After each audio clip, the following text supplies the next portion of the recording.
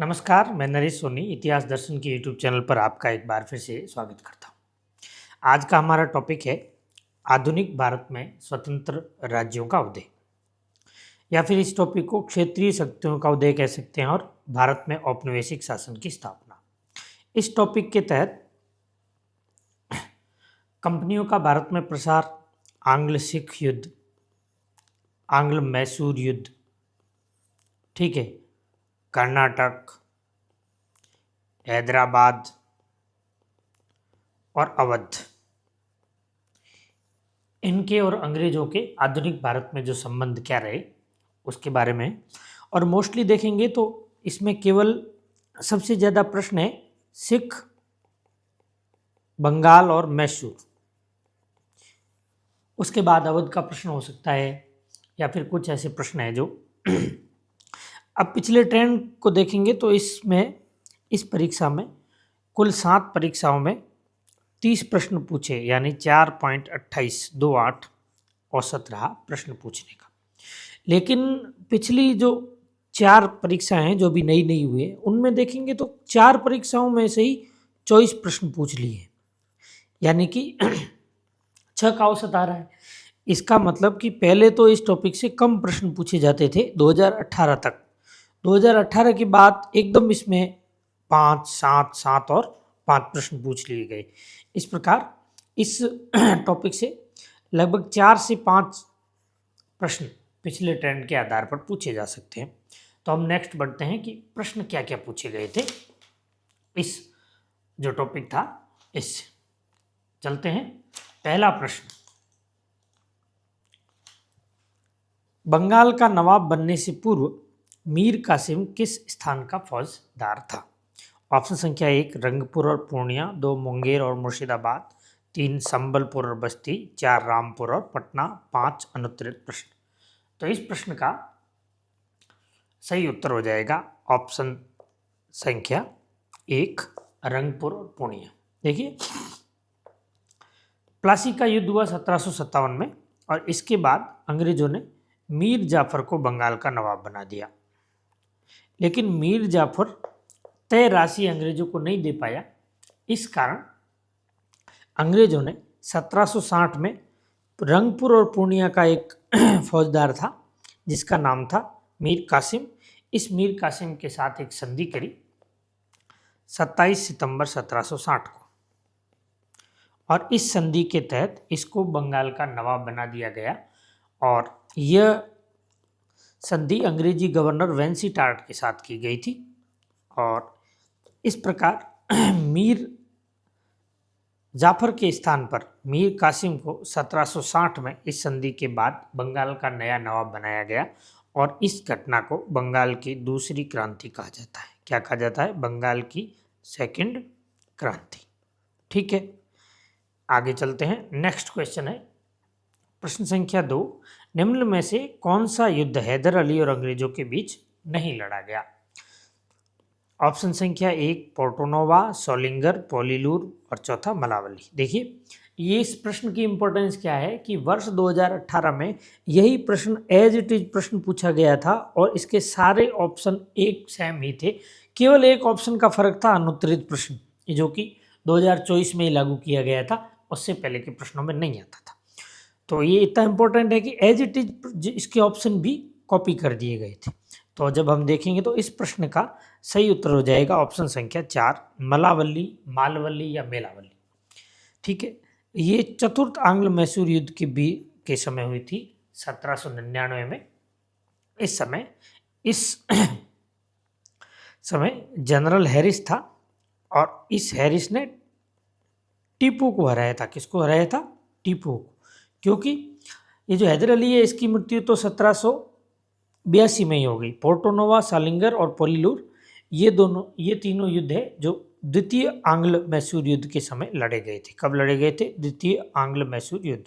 और इसी युद्ध में, पोर्टोनोवा के युद्ध में, जो हैदर अली है वो घायल हो गया और घायल होने के बाद वो मर गया। ठीक है, और इन तीनों युद्ध में सर आयरकूट नामक एक अंग्रेज था, उसने हैदर अली को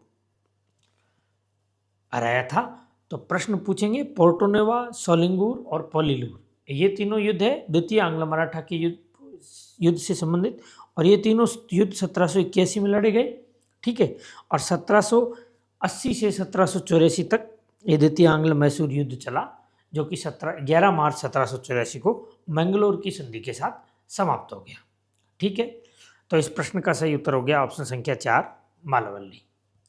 आगे चलते हैं, प्रश्न संख्या 3, टीपू सुल्तान ने निम्नलिखित में से किस स्थान पर गोदी या पोतगाह की स्थापना नहीं की थी? तो इस प्रश्न का सही उत्तर है ऑप्शन संख्या 3 मालाबार। आगे चलते हैं, प्रश्न संख्या 4, पंजाब के रणजीत सिंह के संदर्भ में निम्न में से कौन से कथन सत्य है?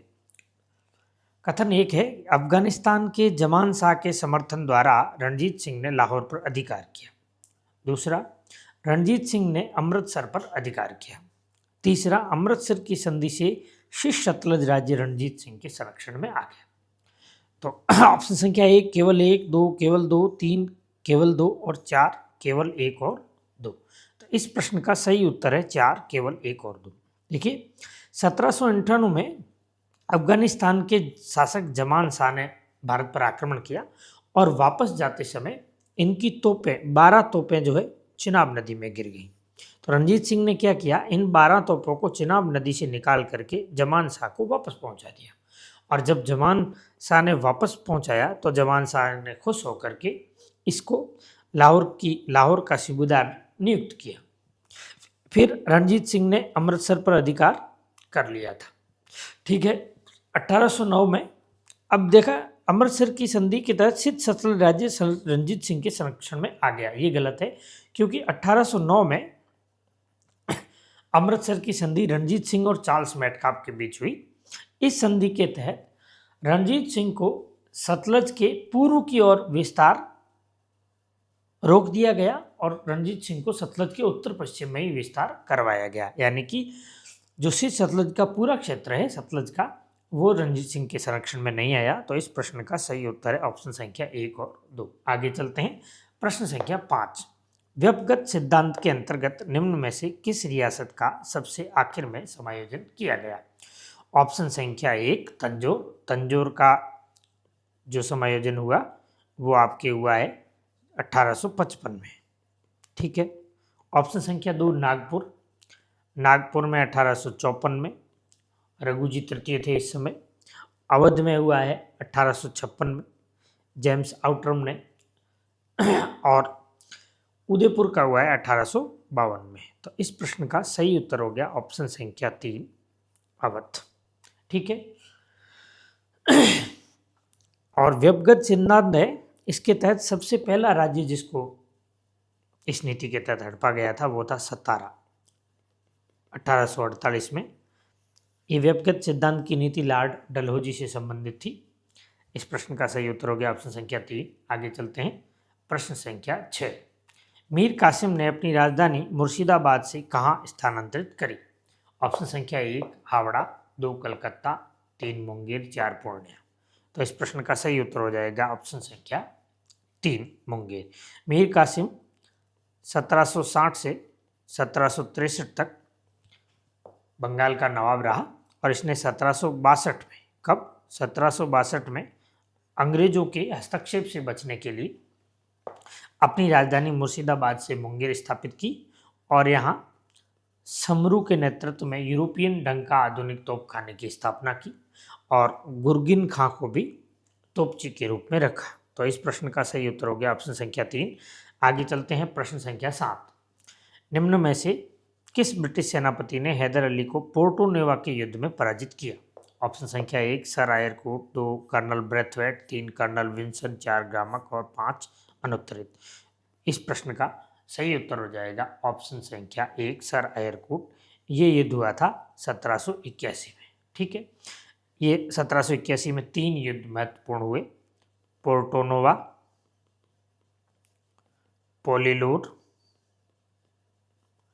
और सोलिंगूर। सोलिंगूर आर्य में सोलिदपुर लिखा हुआ है, कहीं सोलिदपुर भी लिखा मिलेगा।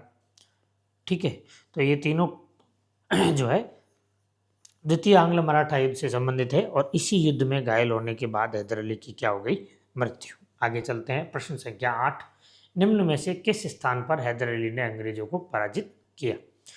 इस प्रश्न का ऑप्शन देख लेते हैं। 1 अरनी सितंबर 1780, 2 मैसूर जून 1781, सोलंगर सितंबर 1781 और कालीकट सितंबर 1783। तो इस प्रश्न का सही उत्तर है ऑप्शन संख्या 1 अरनी सितंबर 1780। आगे चलते हैं प्रश्न संख्या 9। 1760 में मीर कासिम ने निम्नलिखित में से कौन सा स्थान ईस्ट इंडिया कंपनी को नहीं सौंपा? 1 बर्धमान, 2 मिदनापुर, 3 मुंगेर, 4 चिटगांव और 5 अनुत्तरित प्रश्न। तो इस प्रश्न का सही उत्तर हो गया ऑप्शन संख्या 3 मुंगेर। यदि ये संधि आपको याद भी नहीं रहे तो भी ये था कि जब मीर कासिम शासक बना तो उसके 1760 में ये संधि करी और 1762 में ये अपनी राजधानी मुर्शिदाबाद से कहाँ ले गया? मुंगेर, क्योंकि मुंगेर इसके पास था। तो 27 सितंबर 1760 को वेंसीटार्ट और मीर कासिम के बीच एक संधि हुई। इस संधि के तहत मीर कासिम ने बर्दवान, मिदनापुर और चिटगांव के क्षेत्र जो है वो दे दिए अंग्रेजों को, और सिलहट में एक चूने का व्यापार चलता था, इसको भी अंग्रेजों को सौंप दिया। इसके अलावा इन्होंने अंग्रेजों को 5 लाख रुपए देने की बात भी इस संधि में कही गई। तो इस प्रश्न का सही उत्तर है ऑप्शन संख्या 3 मुंगेर।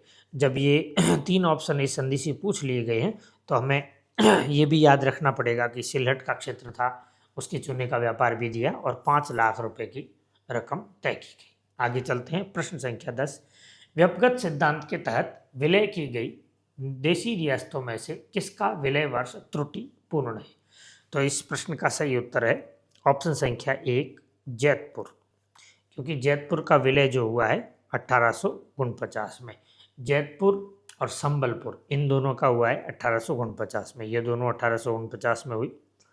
और बघात ये हिमाचल प्रदेश में है, ये 1850 में, झांसी उत्तर प्रदेश में, ठीक है, और ये संबलपुर है उड़ीसा में, और जैतपुर छत्तीसगढ़ में है अभी, ठीक है।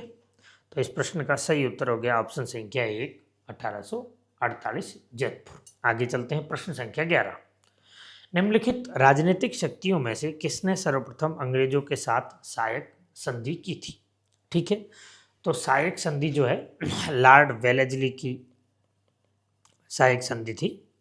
इस संधि को किसने सबसे पहले अंग्रेजों के साथ की? तो 1 मराठा, 2 हैदराबाद का निजाम, 3 उदयपुर का महाराणा और 4 मैसूर का राजा। तो इस प्रश्न का सही उत्तर हो जाएगा ऑप्शन संख्या 2 हैदराबाद का निजाम। इसका नाम भी निजाम अली था। क्या था? नाम भी निजाम अली था और इसकी पदवी भी निजाम थी। और ये 1760 से 1803 इसका टेन्योर था। इसने 1798 में अंग्रेजों के साथ सायक संधि कर दी। और एक बात और याद रखने की इम्पोर्टेंट है कि इसने 1800 ईस्वी में एक बार दोबारा सायक संधि की थी। तो प्रश्न पूछा गया है, आपके यूपी में एक बार पूछा गया था कि किस राज्य ने 2 बार सायक संधि की। तो 2 बार सायक संधि करने वाला शासक कौन था? हैदराबाद का निजाम। सबसे पहले सायक संधि करने वाला व्यक्ति कौन था? तो वो भी हैदराबाद का निजाम था। आगे चलते हैं प्रश्न संख्या 12। रणजीत सिंह के विजय के गलत युग्म को चुनिए। 1 अटक 1813, 2 मुल्तान 1818, 3 कश्मीर 1820 और 4 पेशावर 1823।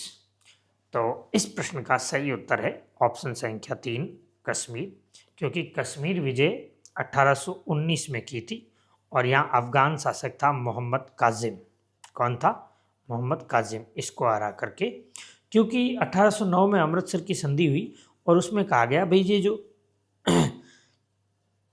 सतलज नदी है, इस सतलज नदी के पूर्व की तरफ इसका विस्तार रणजीत सिंह नहीं करेगा। तो इसने क्या किया, इस के पूर्व की नहीं जबकि उत्तर पश्चिम के क्षेत्र है, जैसे इधर कश्मीर है, ये पेशावर है, मुल्तान है, यहाँ रणजीत सिंह ने अपना राज्य किया। प्रश्न संख्या 13। रणजीत सिंह की किस सैनिक टुकड़ी में फ्रांसीसी सैनिक भर्ती किए गए? ऑप्शन संख्या 1 फौजे आम, 2 फौजे खास, 3 फौजे बेकवायत और 4 फौजे किलाजात। तो इस प्रश्न का सही उत्तर हो जाएगा ऑप्शन संख्या 2 फौजे खास। रणजीत सिंह की जो फौजे खास थी इसको नियमित सेना कहा जाता था और इसी नियमित सेना में मुख्यतः पैदल सैनिकों की सेना माना जाता था। ठीक है। दूसरा था फौज ए बे कवायद, इसको अनियमित सेना कहा जाता था और मुख्यतः इसमें जो घुड़सवार सैनिक होते थे। तो इस प्रश्न का सही उत्तर हो गया ऑप्शन संख्या 2। देखिए, रणजीत सिंह ने फ्रांसीसी सैनिक भर्ती किए और यूरोपीय ढंग से अपनी सेना को प्रशिक्षित किया। इस कारण जेटी व्हीलर ने कहा, रणजीत सिंह के सैन्य प्रशासन के बारे में कहा कि रणजीत सिंह यदि एक पीढ़ी पुराने होते तो पूरा हिंदुस्तान जीत लेते। तो इस प्रश्न का सही उत्तर हो गया ऑप्शन संख्या 2। आगे चलते हैं प्रश्न संख्या 14। अमृतसर की संधि कब व किसके मध्य हुई? इस प्रश्न का सही उत्तर है ऑप्शन संख्या 3, 1809 में अंग्रेज व रणजीत सिंह के बीच में। तो ये संधि जो है 25 अप्रैल 1809 को हुई। कब हुई? 25 अप्रैल 1809 को। ठीक है। और इस संधि में रणजीत सिंह व अंग्रेज पूछ लिया है, अंग्रेज अधिकारी का नाम था चार्ल्स मेटकॉफ। कौन? Charles Metcalfe. ठीक है। और इस अंग्रेज संधि के तहत सतलज नदी के उत्तर पश्चिम क्षेत्र की ओर रणजीत सिंह को विस्तार करने दिया गया और पूर्व की ओर विस्तार की मनाही की गई थी। आगे चलते हैं प्रश्न संख्या 15। रणजीत सिंह संबंधित थे रामगढ़िया मिसल से, अहलुवालिया मिसल से, निशानवालिया मिसल से और शुक्रचकिया मिसल से। तो इस प्रश्न का सही उत्तर है ऑप्शन संख्या 4। शुक्रचकिया मिसल के नेता थे महासिंह और इन महासिंह के पुत्र थे रणजीत सिंह और रणजीत सिंह का जन्म 1780 में हुआ था। नेक्स्ट प्रश्न, टीपू सुल्तान ने स्वतंत्रता वृक्ष को लगाया था? ऑप्शन संख्या 1 मैसूर में, 2 मद्रास, 3 श्रीरंगपट्टनम और 4 मंगलौर। इस प्रश्न का सही उत्तर हो जाएगा ऑप्शन संख्या 3 श्रीरंगपट्टनम। अब देखिए, ये श्रीरंगपट्टनम मैसूर में ही है, क्योंकि शहर दे रखा है तो राज्य का कोई औचित्य नहीं रहता। अगर श्रीरंगपट्टनम नहीं होता तो ऑप्शन हम टिक करते मैसूर। जब मैसूर और श्रीरंगपट्टनम दोनों दे रखे हैं तो इसका यहाँ सही प्रश्न है ऑप्शन संख्या 3 श्रीरंगपट्टनम, और यही आरपीएससी ने माना है। आगे चलते हैं प्रश्न संख्या 17। निम्न में से द्वितीय आंग्ल मैसूर युद्ध में कौन सी लड़ाई नहीं लड़ी गई? आपने देख लिया था, पहले ये प्रश्न आ चुका है। तो वो लड़ाई थी मालवल्ली की लड़ाई, जो कि आपके चौथे एंग्लो मैसूर युद्ध के समय लड़ी गई और इस समय जनरल हैरिस ने टीपू को पराजित किया था। ठीक है। आगे चलते हैं प्रश्न संख्या 18। किसकी अंतिम रिपोर्ट के आधार पर अवध का विलय ब्रिटिश साम्राज्य में कर दिया गया था? एक ऑप्शन संख्या 1 Arnold Galloway, H S. Milborough, John Sutherland और जेम्स आउटरम। तो इस प्रश्न का सही उत्तर हो जाएगा ऑप्शन संख्या 4 जेम्स आउटरम। देखिए, 1854 में इस जेम्स आउटरम को अवध का रेजिडेंट बनाया गया और इसने क्या किया, एक रिपोर्ट प्रकाशित की। इस रिपोर्ट में बताया गया कि ये अवध है, यहाँ बहुत ही ज़्यादा कुशासन फैला हुआ है और इसके आधार पर अवध का जो है 1856 में विलय कर दिया गया। किसमें? ब्रिटिश साम्राज्य में।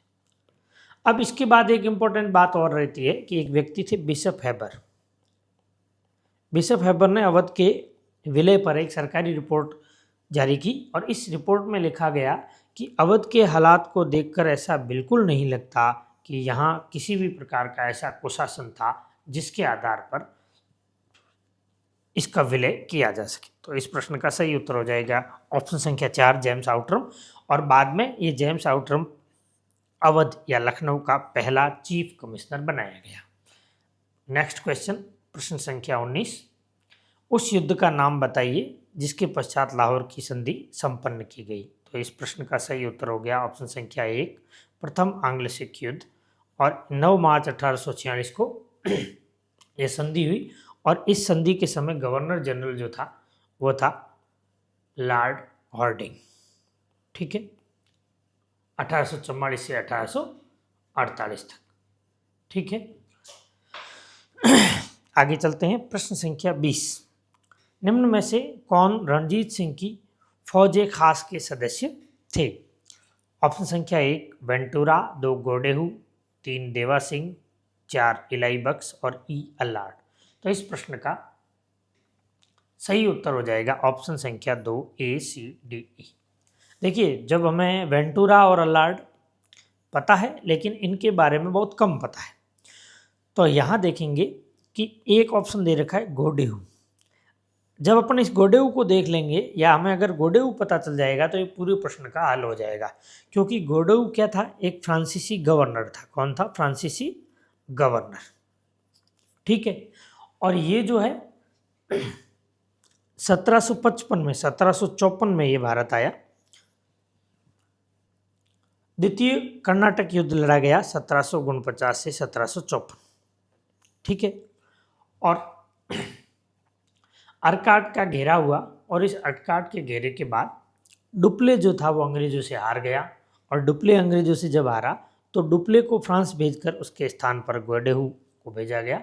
इस गोडेहू ने अंग्रेजों के साथ 1755 में पांडिचेरी की संधि की, और इसी पांडिचेरी की संधि के बाद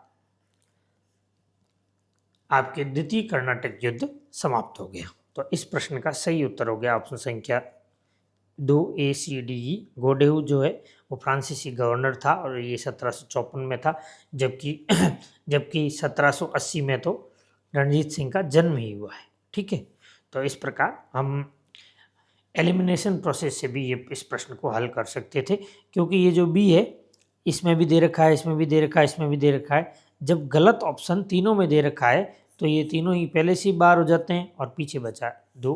तो इस प्रश्न का सही उत्तर हो गया ऑप्शन संख्या 2। आगे चलते हैं। प्रश्न संख्या 21। टीपू सुल्तान के बारे में कौन सा कथन सही नहीं है? उसने श्रृंगेरी मंदिर की मरम्मत कराई, ये कथन सही है। वह जेरोंदिस दल का सदस्य बना, नहीं, वह जेरोंदिस दल का सदस्य नहीं था। उसने जैकोबिन क्लब की स्थापना की थी श्रीरंगपट्टनम में, और वो जैकोबिन दल का सदस्य था। किसका था? जैकोबिन, जेरोंदिस का नहीं। और फ्रांसिस यूसी ली, अलार्ट वेंटूरा आपने नाम सुना था, और मैसूर में स्वतंत्रता का वृक्ष लगाया था इसने श्रीरंगपट्टनम में।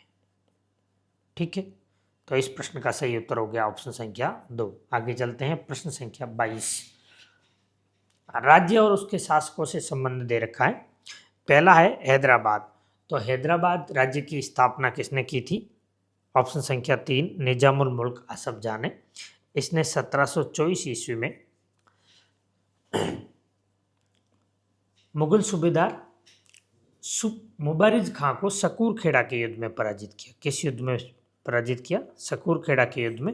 और इसके बाद ये स्वतंत्र शासक की तरफ रिएक्ट करने लगा और इसने वहाँ आसफ जाही वंश की स्थापना की। तो पहले ऑप्शन का हो गया अवध। अवध राज्य की स्थापना सादत अली ने खान ने की और फैजाबाद को अपनी राजधानी बनाया। ठीक है। बंगाल बंगाल में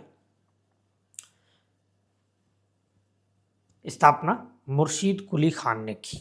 ठीक है, और हैदर अली ने मैसूर की स्थापना की। देखिए, मैसूर में वाडियार राजवंश का शासन था, और यहाँ इसकी शासन जो था वास्तव में नजराज और कृष्णराज दो भाई थे, इनके हाथ में था। 1761 में टीपू सुल्तान जो डिंडीगुल का फौजदार था उसने राजगद्दी पर अधिकार कर दिया, और टीपू सुल्तान के पिताजी हैदर अली, इन्होंने राजगद्दी पर अधिकार कर दिया। इस प्रकार ये हो गया हैदर अली। तो इस प्रश्न का सही उत्तर हो गया ऑप्शन संख्या 3, 4, 1, 2। आगे चलते हैं। प्रश्न संख्या 23। प्लासी के युद्ध में सिराजुद्दौला के प्रति कौन वफादार था? ऑप्शन संख्या 1 मीर जाफर, 2 मोहनलाल, 3 मीरन और 4 अमीचंद। तो इस प्रश्न का सही उत्तर हो गया ऑप्शन संख्या 2 मोहनलाल। देखिए, प्लासी के युद्ध में मोहनलाल और मीर मदान दो व्यक्ति थे जो कि सम्राट के प्रति वफादार थे, और इन दोनों ने सम्राट एक छोटी सी सैनिक टुकड़ी जो है उसका नेतृत्व करते हुए वीर गति को प्राप्त हुए। और मीर जाफर, मीरन और अमीर चंद ये जो थे ये सब सिराजुद्दौला के खिलाफ ही थे। अब देखिए, प्लासी के युद्ध में बात करेंगे तो प्लासी का युद्ध हुआ है 23 जून 1757। बंगाल के नवाब सिराजुद्दौला और अंग्रेज लॉर्ड क्लाइव के बीच में। ठीक है, अब देखिए प्लासी के युद्ध के बाद सिराजुद्दौला हार जाता है और सिराजुद्दौला को गिरफ्तार करके फांसी दी जाती है।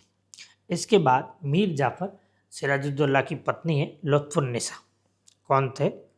लुत्फुन्निसा। इस लुत्फुन्निसा के कहते हैं कि भाई आप मुझसे शादी कर लीजिए या मेरे पुत्र से शादी कर लीजिए। तो लुत्फुन्निसा कहती है कि मैंने हाथी की सवारी कर रखी है और हाथी की सवारी करके मैं गधे की सवारी नहीं करना चाहती। ठीक है, इस प्रकार इसने विवाह के प्रस्ताव को ठुकरा दिया। ऑप्शन संख्या 2 मोहनलाल इसका प्रश्न का उत्तर हो गया। प्रश्न संख्या 24, किस मुगल बादशाह ने दक्षिण में मराठों के चौथ और सर्वदेशमुखी के अधिकार को मान्यता दी? ऑप्शन संख्या 1 रफीउद्दरजात, और यही इसका सही उत्तर है।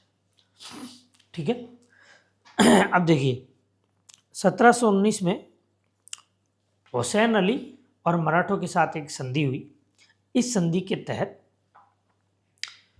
मराठों को दक्षिण के 6 सूबों में चौथ और सरदेशमुखी के अधिकार दिए गए।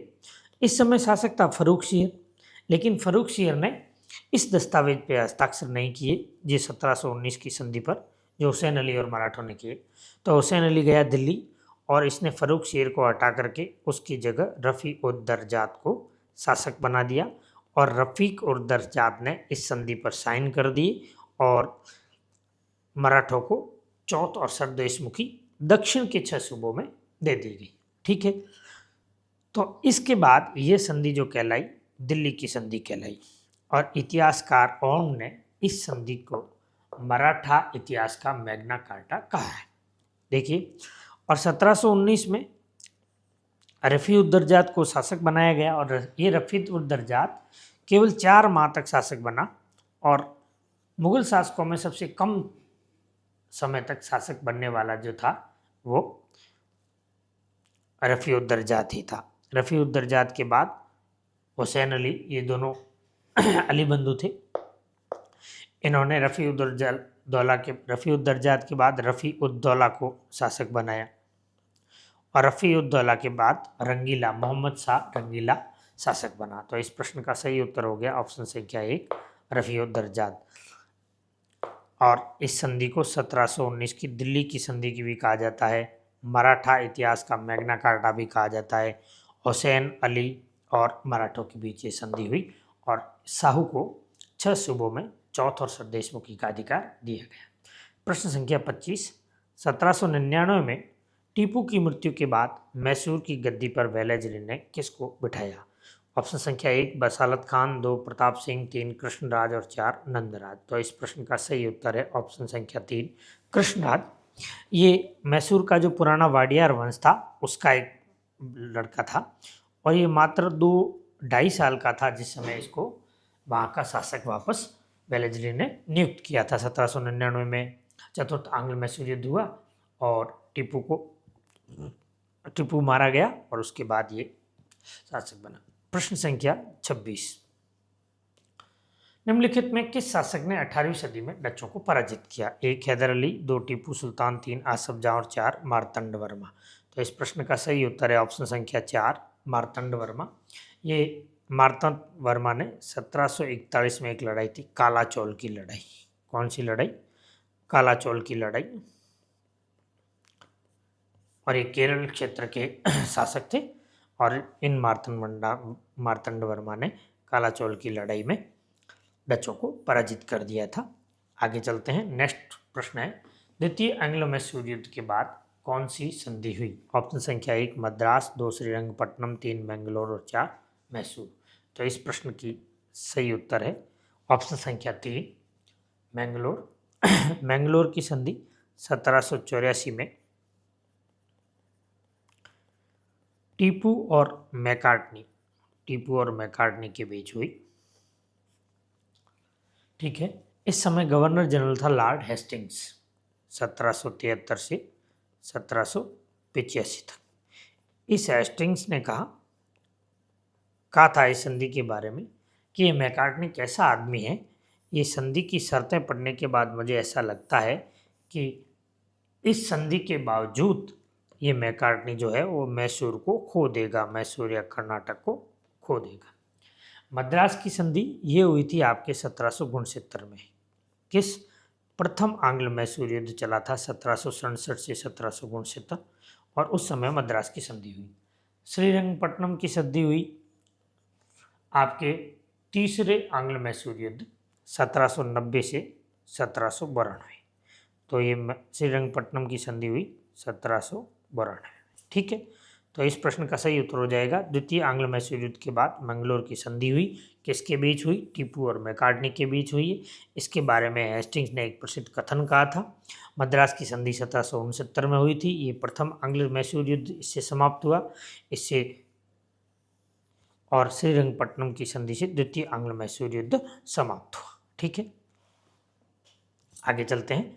प्रश्न संख्या 28। प्रथम आंग्ल सिख युद्ध निम्न में से किस स्थानों पर नहीं लड़ा गया? ऑप्शन संख्या 1 मुदकी, 2 आलोवाल, 3 फिरोज शाह, 4 चिलियानवाला। तो इस प्रश्न का सही उत्तर है ऑप्शन संख्या 4 चिलियानवाला। देखिए, प्रथम आंग्ल मैसूर युद्ध के समय मुदकी, आलीवाल, बद्दोवाल,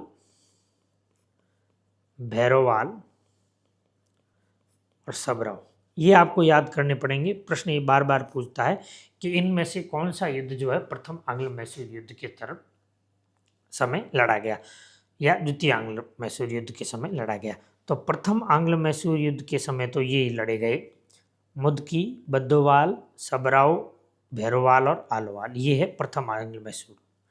और ये फिरोज शाह भी प्रथम आंग्ल मैसूर युद्ध, और सबराव का अंतिम युद्ध निर्णायक युद्ध था।